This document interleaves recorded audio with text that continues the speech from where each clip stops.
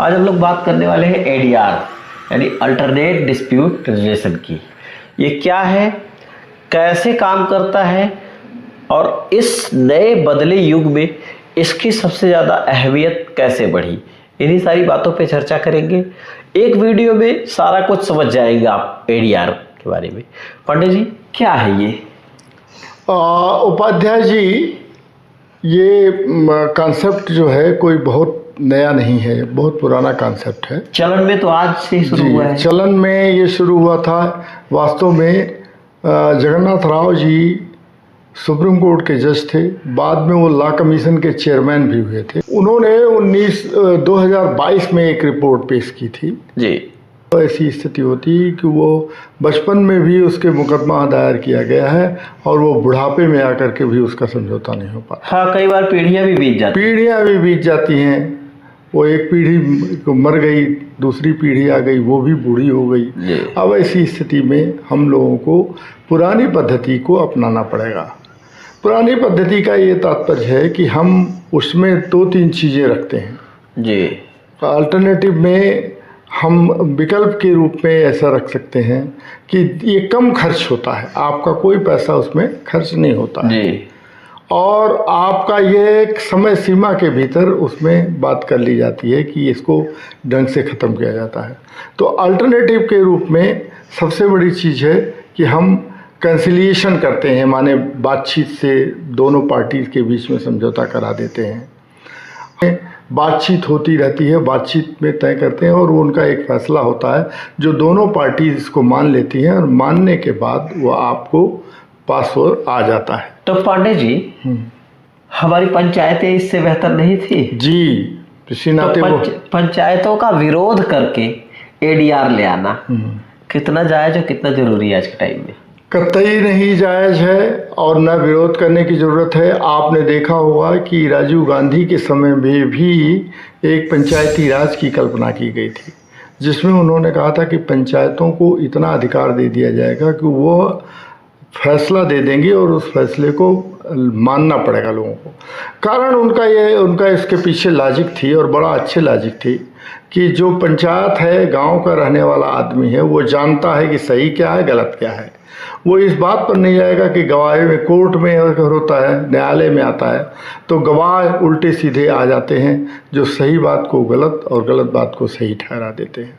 लेकिन गांव में अगर ये पंचायतों को आप प्रश्रय देंगे तो गांव के लोग इस चीज़ को जानते हैं कि किसकी ज़मीन क्या है और किसके बीच में झगड़े का क्या कारण है। तो इसी नाते पंचायती राज की कल्पना हुई थी और पंचायती राज एक्ट भी पास हुआ था इस देश में। तो इतनी समृद्धशाली परंपरा को प्राचीन और दकियानूसी बात कह के एडीआर को ले आना कितना जायज है? ये एडीआर उसका एक विकसित रूप है जिसको अब कह दिया गया है कि अब आपने एडीआर, पहले पंचायतों में जो फैसला होता था वो पंचायतों के फैसले को कई बार लोग मानते थे, कई बार नहीं मानते थे। लेकिन आज की स्थिति ये है कि एडीआर का दिया हुआ फैसला आपको ये मानना ही पड़ेगा और आप इसके लिए कोई अपील किसी कोर्ट में नहीं कर सकते हैं। ये इतना ही अंतर है। तो एडीआर कहाँ का, इसका स्वरूप क्या है, कैसे बनाया जाता है? एडीआर तो देखिए कई तरह की चीज़ें होती हैं, जैसे ख़ास तौर पर ये इसमें देखा गया है, जैसे फैमिली का, क्रिमिनल केसेस में नहीं होता है, मोस्टली फैमिली का है, पति पत्नी के बीच में झगड़ा है तो आप कह देते उसको रेफ़र कर देता है, कोर्ट करता है, या आप खुद जाइए, आप तय कर लीजिए कि हम उसको बुलाएंगे और इसमें हम ये जो फैसला देंगे हम उसको मान लेंगे। कहाँ जाए? सबसे पहले बात तो ये है कि कहाँ जाए अगर कोई विवाद? हर जगह बना हुआ है, हर जगह, ये हर ज़िले में ये बना हुआ है कि एडीआर के लिए आप जाइए और वहाँ आप समझौता करने की बात करिए और वहाँ पर आपको न्याय मिलेगा। और दूसरी चीज़ और आ गई है कि कोर्ट का फैसला को मानने के लिए नहीं, जैसे कॉर्पोरेट हाउसेस हैं, बड़े बड़े कॉर्पोरेट हाउसेस हैं, बड़ी बड़ी चीज़ें आपके हो गई हैं और आपको उन्होंने दिया, विज्ञापन दिया और कि आप आइए इस ढंग से। तो अब क्या करेंगे आप? हर व्यक्ति तो वहाँ पर जैसे बिल्डिंग बनवा लिया है तो रेरा बन गया है, तो वहाँ पर कई बार क्या होता है कि हम जाते हैं और वो उस चीज़ का फैसला हमारे पक्ष में हो पाता है कि नहीं हो पाता है, ये देखने के लिए कोर्ट में समय लगता है, पैसा लगता है, वकील करना पड़ता है, तो और समय उसमें तो लगता ही है। लेकिन अगर आप वहाँ पर जाते हैं तो आपकी बात को सुन करके वो कोई तीसरा व्यक्ति जो होता है दोनों के लिए मान्य होता है और उसके फैसले को आप मान लेते हैं। मानने के बाद आपके साथ न्याय किया जाता है। इसमें एक चीज़ का खास तौर पर ध्यान रखा जाता है कि जो पीड़ित व्यक्ति होता है उसकी पीड़ा को कम किया जा सके और जो प्रताड़ित करने वाला व्यक्ति है उसको दंडित किया जाए। ये इसका मुख्य उद्देश्य होता है कि प्रताड़ना करने वाले व्यक्ति को छोड़ा न जाए और पीड़ित व्यक्ति को बचाया जाए। तो अदालत भी तो यही कहती है कि वादी का पक्ष सर्वोपरि है।